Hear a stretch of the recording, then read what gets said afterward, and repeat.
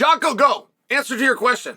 So many of you have asked me what I'm in here drinking. Jocko Go, real energy, zero crash is the slogan. If you do energy drinks, you'll actually know what that means. There's things where you can get a little bit of pep in your step. A lot of people will do them pre-workout. I try to have a high energy when I'm coming to talk to you guys today. So I don't drink them before a workout every time. I do drink them every time when I come here. People have seen the can. They've asked me what it is. Jocko Go. There's your answer. Fake news. Misinformation. Disinformation. This should be banned. That's been a topic that's going around. I got to tell you, just on a personal level, I've never got it, and I never liked it, and I thought it was weird. And I never liked the idea of fake news, misinformation, disinformation, for one reason, which just ties back to my childhood. I remember the grade, I was in 4th grade. I remember them walking us from my classroom to the library, where they explained to us the Dewey Decimal System, and the second thing the librarian explained is there was only 2 kinds of books. Fiction, which are on this side, and nonfiction, which were on this side. We did not know what those words meant. So she explained to us fiction and nonfiction, and that's why misinformation and disinformation has always bothered me. I never heard those words. Those weren't words that were thrown out. You've either got a true story, a story that is not a true story. Like there's not a third option, at least according to the librarian at the time that I was at Wilsonville Primary School. And I've seen people come out and argue it. I didn't say this, and I'd like to clear the record, and I'd like to set this straight. And I would always read those people of all walks of life and think, nobody cares. You have such a false delusion of yourself. It doesn't matter what you said. Nobody's world is revolving around it. And then I had it happen to me today for the first time. For the first time ever, I had somebody say that I said something that I didn't say. And I feel differently. And I can't explain the emotion. I can't tell you quite psychologically, but I do feel something when I knew it wasn't what I said. Now, this is from Dovey. And Dovey on Twitter generally has Chael's back. So I don't think Dovey was attempting to put out misinformation. I think that he got this and then he repeated it thinking that it was accurate, which perhaps adds to what bothers me. And here's the quote. And it's a beautiful picture, by the way. Beautiful picture of young Chael, right? Pre-glasses, getting ready to fight, in shit. Great picture of Chael. Everything's going my way. And then it's a quote. If Jamahal Hill fought in my era, he wouldn't even be ranked. From Chael Sonnen. And I didn't say it. And why would that bother me? There's no profanity. There's no violence. There's not like a meaningful threat that could change. Why does that bother me? It could hurt Jamal's feelings. So what? Jamal is a cage fighter. I just don't believe that a quote that does not threaten violence or contain profanity is going to hurt his feelings. You want to know why it bothers me? Because I like to be accurate. That would not be an accurate statement. And it does make me reminisce, and there's few things that I enjoy more when I'm talking MMA than what if. What ifs are so fun, and other people like that too. It's the whole reason you have the LeBron versus Jordan argument. Because you could never get the match, but what if we could? Muhammad Ali and Mike Tyson, oh, that's a fun one. And what would have happened if Jamal fought in my era? You would have Jamal versus Anthony Smith. You would have Jamal, you're going to love this one, versus Gustafsson.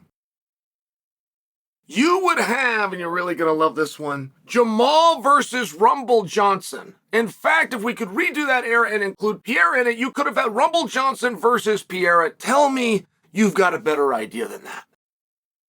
And it's an interesting thing. And Jamal is one of the more peculiar athletes under contract right now. Right at this second, who can go where, who can be diverse, who can be versatile, who could open a main card, who could main event a main card, who could be in a very interesting and exciting, meaningful fight, who could be in a world title fight. And not most can do both. No, they can't. No matter how much you like a guy or how good he is, he's just not qualified for a main event right now. Or he's just simply not qualified to fight for a world title right now. You could do damn near anything you want with Jamahal. And here's the difference. Here's the difference of Jamahal and everybody else at 2 different weight classes. And Jamahal came out earlier this week and he made a comment about himself fighting Aspinall at heavyweight. And it largely got dismissed, but it did not get dismissed because people didn't like the fight. It got dismissed because Jamahal wasn't big enough to go fight at heavyweight. So he had to spend his whole time of this argument arguing that he weighs 240 pounds and he's actually a good-sized heavyweight if he chose to stay at heavyweight. There was nobody that weighed in a comment section of the comment Jamahal versus Aspinall who disputed the fight because of merit. There was not one single comment when I went through this of people that said Jamahal Hill is not eligible, does not deserve to fight for a championship. And that was at a championship on the interim level of a weight class he's not even in. It's very interesting. There are not very many guys under contract you could say that about. Jamahal would have an easier time, the politics and the inner workings, right? He would have an easier time explaining to the world going up to heavyweight and challenging Tom Aspinall for a championship than Alex Pereira would. Alex's would actually be met with a meaningful amount of resistance, from the naysayers that say, hey, he's just not big enough, he's just not good, you're setting him up.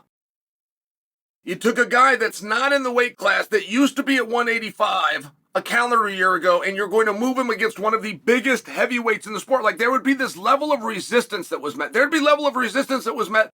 Jamahal can't leave 205. He's got unfinished business with Ankalaev. We must settle that. Just for example. That was for Pierre. Just for example. But you could move Jamahal.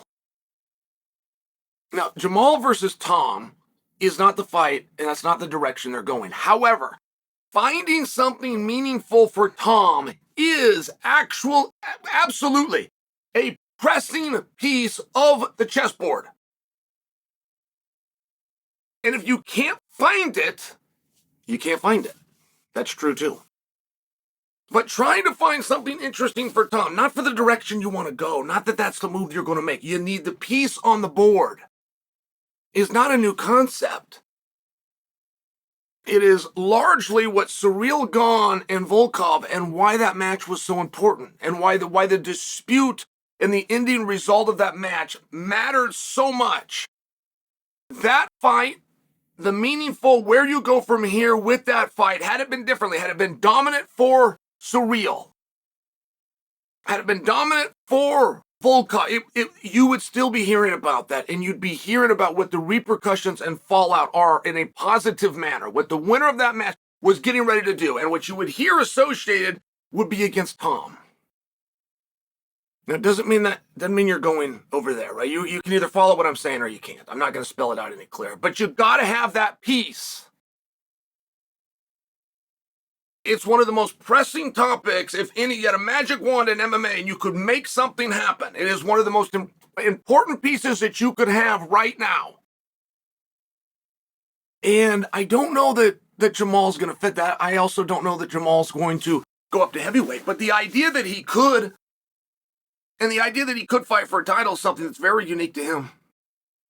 I don't think there's a 70-pounder that you could move up to 85 and start putting in championship matches, putting him in championship in his own weight class. I just don't think there is. He's in a very unique spot.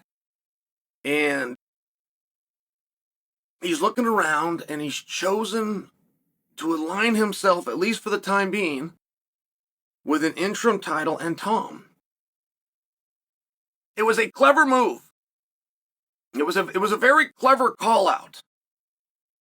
He's also arguing his size. Nothing will retire a fighter quicker than having to beat the scale. And Jamahal is one of those big guys where changing weight classes could definitely be down the road. And I don't suggest for you that it's right now, but I suggest that I like the conversation. I think that he is onto something. I don't know that there's going to be anything for Tom opposite of Jon, but there could be something that leads into a potential for Tom if there isn't a booking of Tom versus Jon. And there's plenty of matches for Jamahal at heavyweight. And take a minute in my comment section and tell me, if not Tom, and you were doing it at heavyweight, who is the first person you would put Jamahal against?